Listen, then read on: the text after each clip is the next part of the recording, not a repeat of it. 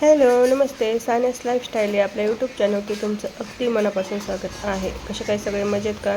सगळ्यात अगोदर सर्वांना श्री स्वामी समर्थ आणि तुमचा दिवस खूप आनंदी जाऊ दे. इकडं माझी सकाळचं बाहेरची साफसफाई चालू आहे आणि आपल्या चौकटीची जशी आपण रेग्युलर करतो तशी पूजाही चालू आहे. पण आज बाहेर थोडंसं आभाळ आलेलं आहे, तर मला असं वाटते की पाऊस येतो की काय माहिती. असो चला, पाऊस तर गरजेचाच आहे. तर इकडे चाललेलं आहे माझं आणि खरंच घरामध्ये जे आहे तर माझं सगळं काम आवरायचं राहिलेलं आहे. पण म्हणलं एकदा जर का मग मी घरामध्ये कामाला लागून गेले ना, तर मग घरातलंच करत बसते. त्यापेक्षा आपलं अगोदर बाहेरच आवरून घ्यावं आणि त्यानंतरच जे आहे तर मग आपल्या घरामध्ये किती पण वेळ लागू द्या काहीच नाही. कारण की असं म्हणतात ना की घराची कळा ही अंगण सांगते. त्यामुळे जे आहे अगोदर बाहेरची साफसफाई, त्यानंतर घरातलं तर दिवसभर चालतच आहे. असो तर इकडं माझं चाललेलं आहे चौकटणी जे आहे तर पुसून वगैरे घेतली, धुवून घेतली आणि त्यानंतर पुसली आणि त्यानंतर हळदी कुंकू लावून जे आहे ते त्याची पूजा करत आहे. आणि विशेष म्हणजे जे आहे ना, लक्ष्मी जे आहे तर बाहेरूनच येणार असते. त्यामुळे जे आहे तर नेहमी आपल्याबरोबर म्हणजे आपलं चौकट जे आहे ना किंवा आपलं वरांडं असतं ते नेहमी साफसुथरा पाहिजे. असं तर इकडं झालेलं आहे माझं. आणि घरात तुम्ही पाहू शकता बाहेरचं करून घेतलेलं आहे, पण घरातलं तुम्हाला म्हणण्याप्रमाणे मी काहीच केलेलं नव्हतं. फक्त मुलांचे डबे वगैरे आवरून घेतलेले होते आणि त्यांना काढून मी जे आहे तर बाहेरची साफसफाई करायला घेतलेले होते. तर असो तर इकडं माझं सगळंच राहिलेलं आहे ते मी आता तुम्हाला गप्पा मारण्याच्या नातं जे आहे तर करत आहे. आणि त्यांनी रात्री भाजीपाला आणला होता, तर मी भाजीपाला जे आहे तर खाली काढून घेतला नव्हता किंवा फ्रीजमध्ये पण ठेवला नव्हता बरं का. कारण की त्यात बटाटे वगैरे होते. मग मला अगोदर जे आहे तर बटाटे वगैरे वेगळे करून घ्यावात आणि बाकीचा उरलेला भाजीपाला जे आहे किंवा टोमॅटो, मिरची, भेंडी जे आहे ते फ्रीजमध्ये ठेवून द्यावं. कारण की कसं ना की एकदम कधी ना भरपूर काम असते पण कंटाळा पण येतो. कारण की हात बसणं आणि काम दिसणं हे रोजचंच आहे.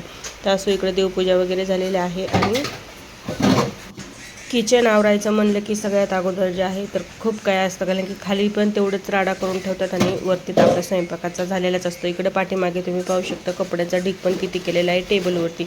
फ्रीजच्या पलीकडे जे आहे तर तुम्ही पाहिलेलंच आहे तिथं कपड्याचं ढीग पण आहे, ते पण मला आवरून घ्यायचं आहे. कारण की मुलं एक वस्तू काढायची जर का असेल तर बाकीचं सगळं कपडे जे आहेत ते गड्यात किती पण घालून ठेवा आहेत तसेच करून ठेवतात. आणि यांना बोलून बी काही उपयोग नाही. असो शेवटी किती बी केलं तरी बी लेकरं आहेत. आपलं पण तसंच बालपण गेलेलं आहे. आपण पण आपल्या आईवडिलांना असं सतवलेलं आहे. ते म्हणतात ना, जसे आपण कर्म करतात तसंच पुढं होत असते. असं चला तर मी पण खूप माझ्या आईवडिलांना त्रास दिलेला आहे. असं तर खरंच मुलांना असं काही चुकी केलं की मला पण माझं लहानपण आठवतं. तर असं इकडे जे आहे तर माझे आता झाडून वगैरे करून झालेलं आहे. पण मला असं वाटत आहे की बाहेरून कचऱ्याच्या गाडीसारखं जे आहे तर आवाज येत आहे. तर काय माहिती येते की नाही, तर कारण की 2 दिवस झालं गाडी जी आहे तर आलीच नव्हती. कशामुळे आली नाही काय मला पण नाही माहिती. आणि कचरा घरामध्ये असला ना की थोडासा वेगळाच वास पण येतो. आणि बाहेर इकडं खाली काही टाकायला वगैरे काही जागा नाही. असं तर मी सगळ्या कचरा वगैरे जे आहे ते आता भरून ठेवलेला आहे. गाडी आली तर टाकेन, नाही आले तर मग ठेवेल, काय करणार ना. पण मला जे आहे तर आवाज येत आहे म्हणून जे आहे तर मी सारखं बाहेर जाऊन बघत आहे की गाडी आली की कसं काय माहिती. कारण की 2 दिवसाचा कचरा म्हणल्याच्यानंतर तुम्हीच विचार करा किती झालेला असेल तो. कारण की सगळं काहीच गोष्ट जे आहेत आम्हाला इथं बाहेर फेकायला जमत नाही. असं गाडी काय आलेली नव्हती, पण इकडे भांड्याचा ढीग होता आणि भांडे घासायचे होते, गॅस वगैरे पुसायचा होता, तर किचन पेक्षा भरपूर राडा पडलेला होता. असं केलं तर माझं आता चालू झालेले आहेत भांडे वगैरे घासायला. व्हिडिओ कसा वाटला हे नक्की सांगा आणि आवडला तर नक्कीच लाईक, शेअर, सबस्क्राईब करायचा आहे.